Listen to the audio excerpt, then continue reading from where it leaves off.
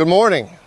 I'm Renee from Final Stop Mobile Auto Tech. Got called out to here in beautiful Oradell, New Jersey to take a look at this 2010 Nissan Maxima. The complaint on this car is a check engine light, P0171 trouble code illuminated, bank 1, system 2 lean. So the first thing I want to do is I want to get a scan tool connected. I want to scan the trouble codes. Right now the check engine light is not illuminated, but that's because the battery was just replaced. But let's get a scan tool connected and confirm the complaint. All right, so now I want to go into the scan tool. And what we're going to do is identify the vehicle globally. Now, with a lot of guys that diagnose cars, the first thing they do with drivability concerns is they'll identify the car.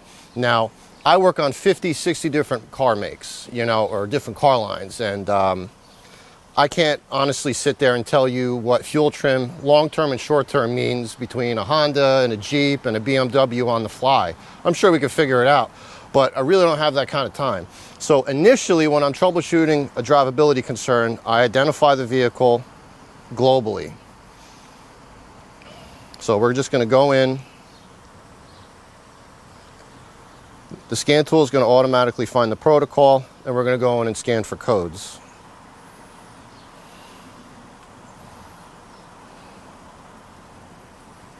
Okay. See, now it says no codes were found, but we're not going to believe that. We're going to go in ourselves and find out the truth. And right now, we have a P0171 trouble code pending. That's the important thing. The permanent codes we're not really worried about because they could have been set from the testing. I know that the owner told me he was unplugging things, and so we're not going to listen to that. The thing we're going to go after is the 171. So the next thing I'm going to do is I'm going to go into data stream. I want to look at our fuel trims. All right, and we could see bank 1's short-term fuel trim is pegged at 25%. I'm just going to highlight the trims in concern here. We're going to get bank 2 here too. All right, and I'm going to graph bank 1. You can see that guy is pegged at 25%. So we are adding 25% fuel in addition to stoich, or what would be considered to be the factory norm on this car. Okay. So now I want to go back and I want to go through the data stream. What I like to call this is snooping. We're going to look at our grams per second. We're going to convert that. This is a 3.5 liter motor. 2.5 grams per second seems a little low to me. This car is at operating temperature. You can see it. It's at 203 degrees Fahrenheit. 1.2% calculated load. We're just going to skim through this. And then we're going to look at our we're going to look at our oxygen sensors now. I can already see a problem. Bank 1 sensor 1 air fuel ratio sensor is pegged at 5.1 volts. Let's compare that to bank 2 sensor 1. We're going to show just those and our MAF. We're going to graph those. And then also too, Autel's nice enough to give you a feature where you can zoom out a little bit. All right. Now, I know from experience, these air fuel ratio sensors on a voltage, the higher the voltage above 2.2, let's say 2.3 volts, anything higher than that is going to be a rich signal. Anything lower than 2 volts is going to be a lean signal. I'm sorry, I said that backwards. Anything higher than 2 volts or 2.5 volts is going to be a lean signal. Anything lower is going to be a rich signal. So the computer is seeing 5.1 volts. It's interpreting that as the engine running very lean. So that's why it's adding 25% fuel. All right, so the bank 1 sensor 1 air fuel ratio sensor is stuck at 5.1 volts. Okay, that's indicating a lean signal to the ECM. As a response to that, the ECM is adding 25% fuel. So what I'm going to do now is I'm going to hop inside the car. We're going to do some things with the accelerator pedal, brake pedal. We're going to put it in gear, put it under a load. Long story short, we're going to do some things to find out what direction to take in our diagnosis. So first thing I'm going to do is I'm going to hop in the car. All right, now I want to put the car in reverse. With my foot on the brake, I'm going to depress the accelerator about halfway down. Hold it there for just a few seconds. I'm going to let up. I'm going to put the car back in park. Now we're going to review our scan data. All right, what do we got? What do we got? All right, so now we can freeze this. And we can see the whole time, we go back in our buffer, that guy stayed stuck at 5.1 volts. However, bank 1, what did he do? All right, he moved around. You can see he dropped down to about 2 volts. All right. Okay, that was about halfway down on the pedal. I'm going to throw some more data parameters in here. What I want to do is I want to show you guys absolute throttle position so you can pretty much see exactly where my foot is on the gas pedal. So you see the throttle position's at 1.2%. I'm going to put it to the floor now. Whenever you do that in any modern automobile, it's called wide open throttle. Computer's going to disregard its inputs and it's going to say, okay, we're going to give you all we got. So regardless of what the sensors say, it's going to maximize pulse width of the fuel injectors, and those O2s, those air-fuel ratios, should indicate a rich signal across the board. All right, like I said, right now bank 1 is showing lean. Let's see if it changes when we do this test.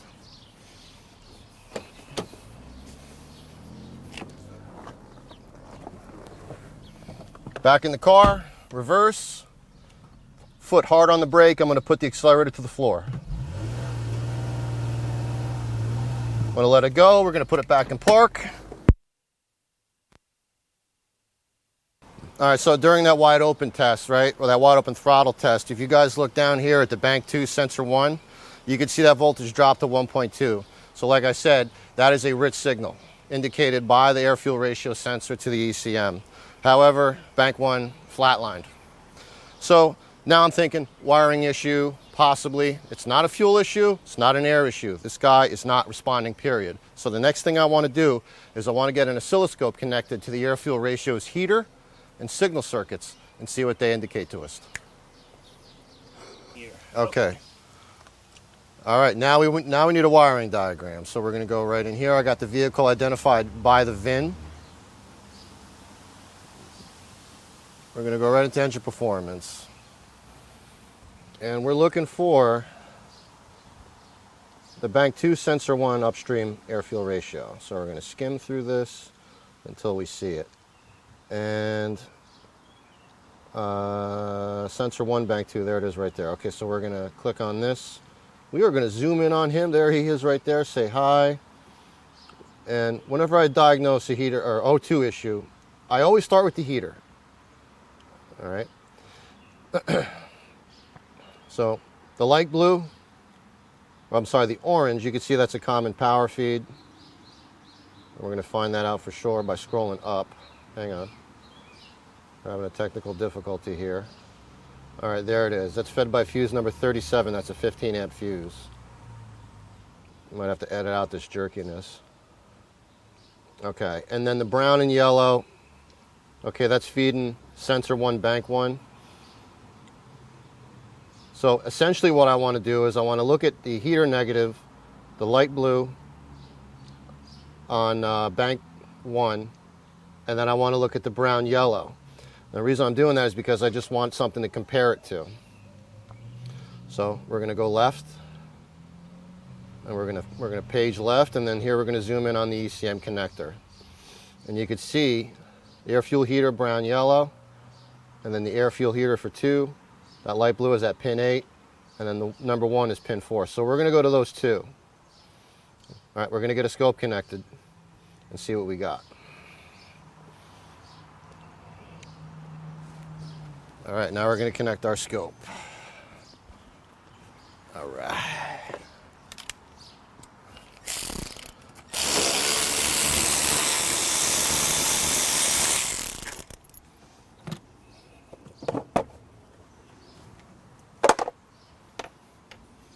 Ignition is off. We're going to disconnect this connector here. All right, now we're going to come from back here. I'm going to slide this dude forward.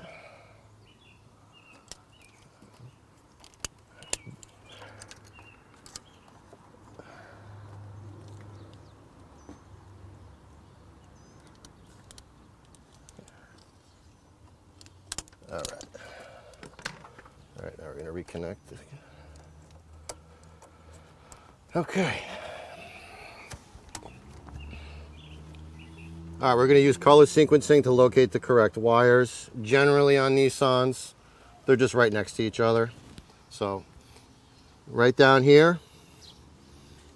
Okay, so the brown yellow, that's going to be your bank 2 sensor, your bank 1 upstream heater. And this is your bank 2 upstream heater. This is your bank 1 upstream heater. And we're going to get our scope connected.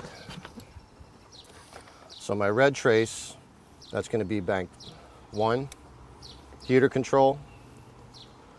And this is going to be our suspected bank 2 heater control. All right, now we're going to go over to our scope. We're going to get it configured. We want to get both traces on a 20 volt scale. Start at about a 500 millisecond time base. I'm going to hop inside the car. We're going to fire it up.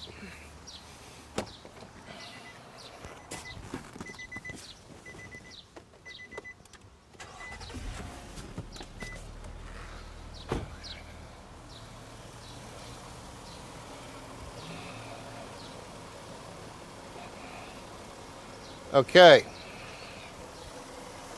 So bank 1 upstream heater is operational, but bank 2 is MIA. It is not turning that heater on. So now what I want to do is go back out to our scan tool. And now we're going to have to go in a little deeper.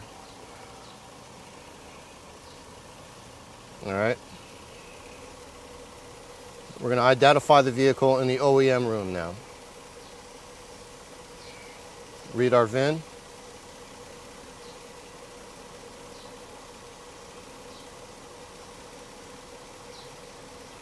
All right, we're going to pick our ECM.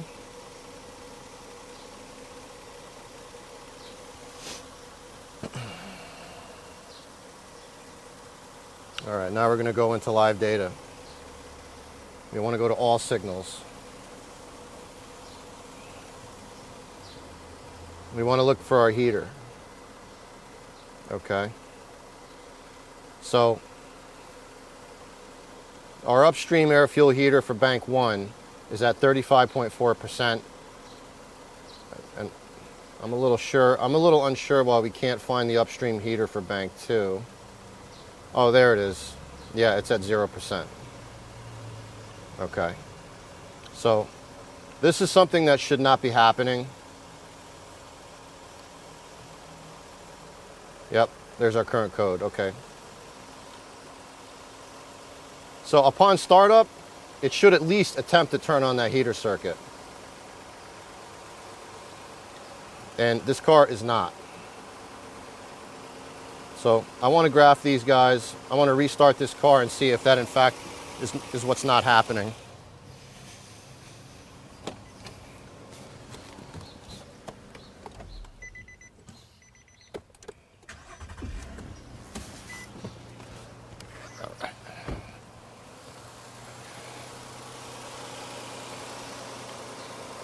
All right. At no point did this guy try to turn on that heater. And we'll go, and we are still not trying to turn this thing on. Okay. I'm gonna shut the car off. I'm gonna talk a little bit. All right, so now in situations like this, I'm wondering if there's any reason why the ECM is not turning the heater on. Is it trying to turn the heater on? Voltage-wise, it looks like it's not. The next thing I want to do is I want to get a current probe connected to the heater circuit and see if it's possibly shorted to ground, thus causing the computer to back it off. All right.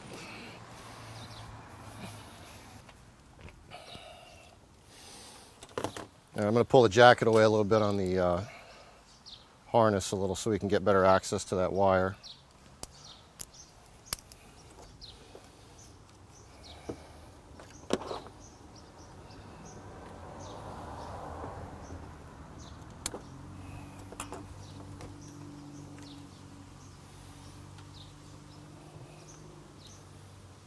Okay. I'm just doing this so I can get around this wire with a current probe easier. All right. So now we're going to bring our probe over yonder. We're going to connect it to our scope.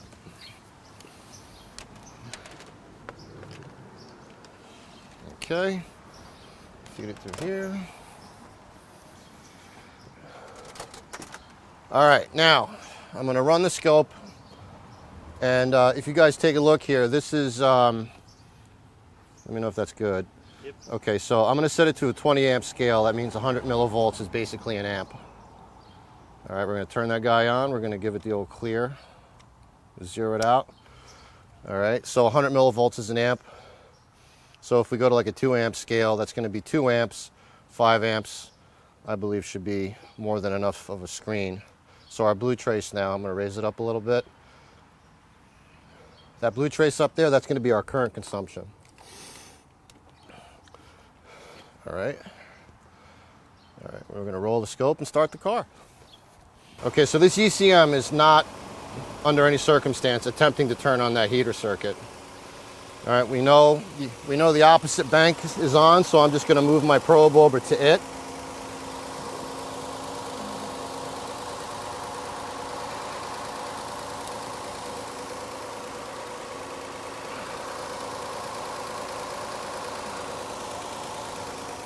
Okay. Now what do we notice? Okay. So here's bank 1, voltage and heater. Okay, we're just going to pause this real quick, and I'm going to bring some cursors in here so we can take precise measurements.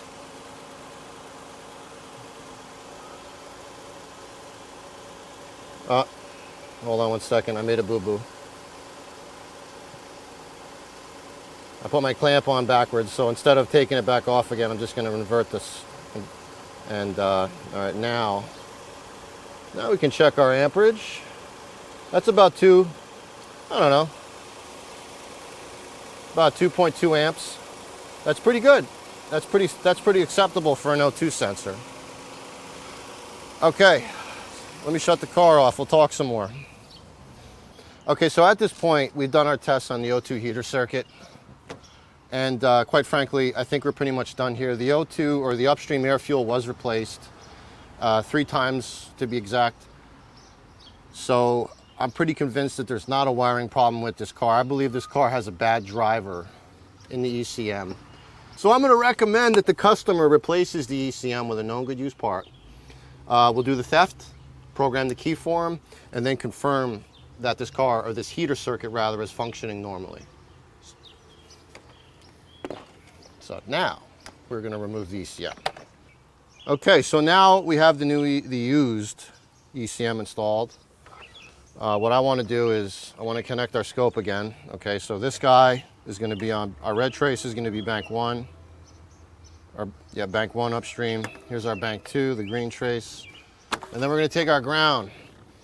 And the only appropriate place, like Bernie Thompson states, to place your ground is on battery negative. However, that is up for debate. John Thornton says the best place to place it when the engine is running is on the alternator case, which I absolutely agree with. So, but for this case, we're just going to leave it on the battery. All right, now the next thing we need to do, even though we know it's going to happen, we want to confirm the car does not start, and then we're going to go in and do the key. So, all right, let's get our immobilizer. Okay, this is the Autel IM608. Also, by the way, I shouldn't make mention, for the diag, in case you didn't notice, we're using the Maxima Ultra. For the immobilizer, we're using the IM608. Fabulous tool. Yeah, remove the smart key from the key slot. Cluster went off. We're going to hit OK. Insert the smart key to be learned into the key slot and turn on the ignition. Does the security indicator in the dashboard flash 5 times? We're going to look. 1, 2, 3, 4, 5. We're going to hit yes. Program success. We only have 1 key, so we're going to hit no. Remove the key. The cluster will automatically go off. Cluster is off. We're going to hit OK. Put a learn key in the hole. Turn on the ignition and wait for 3 seconds. Turn on the ignition. 1, 2, and 3. We're going to hit OK. Remove the smart key. The cluster is going to go off. We're going to hit OK. Learning completed. See if every key can start the vehicle. We're going to hit OK. Stick the key back in the hole. Put our foot on the brake. All right. Let's confirm the fix. All right, man. So we got the used computer in. We got the new key program. The car starts and runs. Next thing I'm going to do, we're going to go into our diagnostics, and we're just going to pick up right where we left off. We're going to fire this baby up, and we're going to watch our upstream air fuels. Okay, now we notice right away there's a difference. They're both at 100% on initial startup. Cool thing about the Ultra, we can go back out now. Let's go into our scope.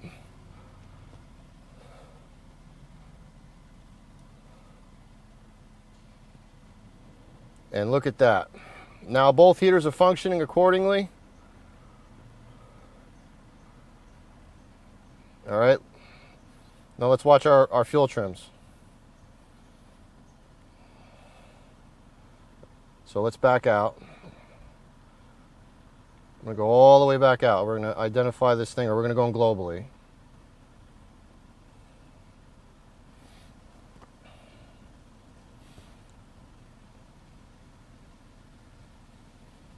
You just got to be patient with her. You can tell right now the car is already running a little differently. Okay, we're going to scan for codes. We're probably going to have an immobilizer code. Not really worried about it. No, we don't have anything. We're going to go into our data stream now. And this is the meat and potatoes of the whole job right here, the money shot, if you will. All right, we're going to watch our short and long-term fuel trims. And then we're going to come down here to watch our upstream O2s, or air fuel, if you will. All right, call it bank 1, sensor 1, bank 2, sensor 1, show selected. So we're going to watch both our upstreams now. All right. Big difference right away. That O2 is responding accordingly. Our fuel trims, our short terms are way, way, way lower. 7%, you know, it's a bit on the high side. I'm not going to really bat an eye at 10% on a car, you know, a 2010 Maxima with 137,000 miles on it. I'm not that crazy about it. But, you know, with the used ECM installed, the air fuel heater, it's on. Voltages are exactly how they should be. You know, I could check duty cycle of the O2 heater, but I'm not really going to go that far. Our trims are stable. We're going to read codes one more time. We got no fault codes. Okay, without question, that is a fix. All right, so this car was a pretty interesting one. It, you know, originally the engine was replaced. After the engine was replaced, then he started getting these O2 heater codes. The shop that replaced the motor, from what I understand, they put a few different O2s in, and the problem still persisted. So that's when the owner decided, you know, okay, enough's enough, and he reached out and he gave me a call. So we followed the scientific method, allowed the data that we gathered to drive the next test. So that way we can make a call confidently based on data rather than guessing. One of the things that I find a lot is that a lot of cars are fixed with what we call the parts cannon. They just load it with parts and they fire it at the car until they pray to God the car is fixed. I am adamantly against that. I wanted to make a call based on data. And it proved out to be right. Car is fixed. This thing can go home. And whether or not the computer was $500, $400, $2,000, I can make that call with that kind of confidence, you know. What is it? I was just doing an online training course at Automotive Seminars, and Keith Perkins did an amazing job on this immobilizer seminar. And he always begins his seminars with this,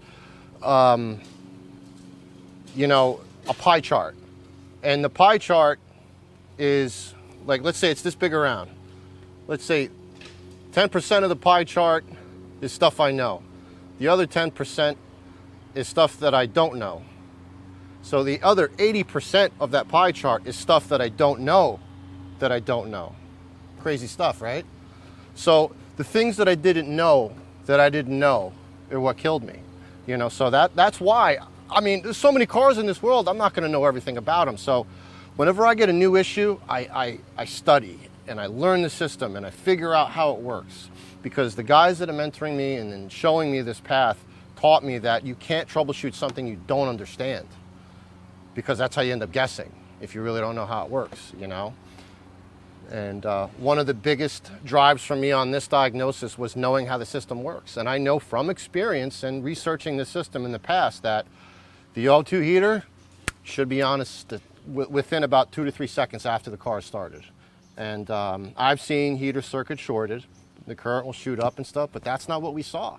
The computer just simply did not want to turn that heater on. Whether or not there was a board failure, solder joint, not really in my wheelhouse or idea, you know, a little above my pay grade at this point, but definitely was the computer. We put the used one in, and this car is fixed.